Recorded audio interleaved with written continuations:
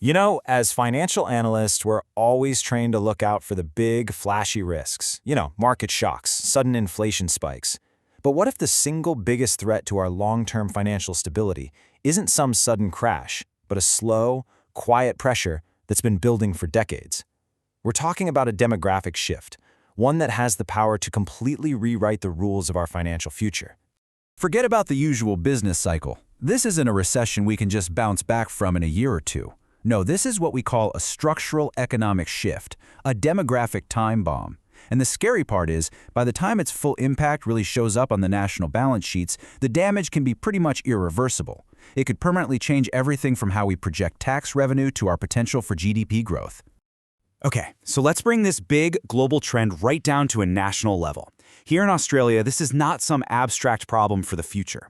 I mean, if you really look at the root causes of our biggest economic headaches, the housing crisis, overloaded infrastructure, the constant strain on public services, you'll find this demographic pressure sitting right at the heart of it all. To really put a number on the financial risk, we've got to look at the core data. So the big question is, just how steep is this decline here in Australia? Here it is. This is the number that should be flashing red on every treasurer's dashboard. Australia's fertility rate has just cratered to a record low of 1.48, and honestly, the forecasts suggest it's heading even lower. From a fiscal planning point of view, that isn't just a statistic, it's a massive warning light for all future economic growth. So this gap between our current rate and the 2.1 replacement rate, that's where the economic problem really lives. We haven't been at a sustainable level since way back in the 1970s. This isn't just a population gap. It's a future deficit of workers, a shrinking tax base, and a decline in consumer demand that's going to act like a drag on our economy for decades to come. All right, so we've got the what. But to really understand the risk, we have to dig into the why. Because this decline isn't happening in a vacuum. It's a pretty rational response to some really severe economic and social pressures that are just squeezing young families.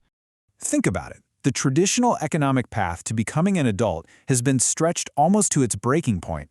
You need more education, you almost always need 2 incomes to establish a career, and then there's the years-long struggle just to save a housing deposit. Each one of these steps systematically pushes back the financial window for even thinking about starting a family. Let's break down the specific roadblocks. Unaffordable housing is the big one. It's the anchor here. It's not just a social issue, it is a direct brake on long-term GDP growth because it forces people to delay having kids. Then you layer on high inflation and shaky job security, and of course, financial confidence just plummets. For a lot of people, this isn't an emotional choice, it's a risk calculation. Now, financial self-harm. It's a brutal term, I know, but it really captures how modern households are doing the cost-benefit analysis. The costs of housing, childcare, and education have just soared. It means that for so many people, having a second or third child isn't seen as a blessing anymore, but as a direct threat to the family's financial survival. So, with this looming deficit of future taxpayers, what's the standard government playbook? Well, there's one lever they almost always pull to try and patch the immediate hole in the budget. This is the central fiscal question, right?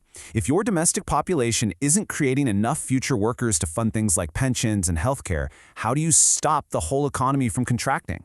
Well, the short-term, politically easy answer is always migration. And this is the critical trade-off that policymakers are constantly grappling with. On one hand, migration gives you an immediate injection of labor and tax revenue, which helps prop up the national balance sheet. But, and this is a big but, without massive simultaneous investment in housing, transport, and social infrastructure, that new influx of people just makes the cost of living pressures that suppress the birth rate in the first place even worse. And this creates a really dangerous feedback loop. The very policy that's designed to solve the problem, high migration, actually ends up making the root causes worse by straining our infrastructure and pushing housing costs even higher. This, in turn, erodes the financial confidence that the existing population needs to feel secure enough to have a family. So what's the long-term forecast if these trends just keep going? This is where that time bomb metaphor starts to feel disturbingly accurate, because the financial consequences are, in many ways, already locked in for decades. Here it is. This is the core fiscal imbalance. You've got a shrinking base of productive workers who are paying taxes being asked to support a rapidly swelling number of retirees who are drawing from the system through pensions and healthcare. The math is just brutal. This equation can only be balanced with higher taxes, cuts to services, or a massive increase in government debt.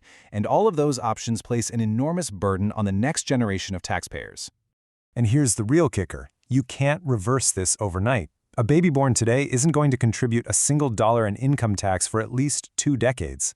This generational lag means that today's low birth rates are creating a guaranteed economic headwind that is going to drag on productivity and depress GDP growth projections for the next half-century.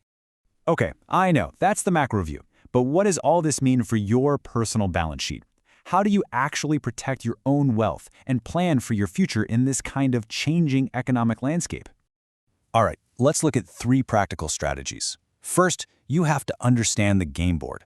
This demographic reality is going to be the main driver of tax policy, property values, and government spending for the rest of your life. Second, you need to stress test your financial plan against these pressures. That means modeling for higher future taxes and maybe lower returns on assets that are focused only on the domestic economy. You might even consider diversifying into economies with stronger demographic outlooks. And third, watch policy like a hawk. Government decisions on everything from childcare subsidies to infrastructure spending will create very clear winners and losers for your investments. It all really leads to one final critical question. When the basic economic conditions make it just too expensive for one generation to invest in the next one, what does that say about our national prospects? It's kind of a form of national disinvestment. The policy choices we make right now are going to determine whether the future for our kids and grandkids is one of growth or one of managed decline.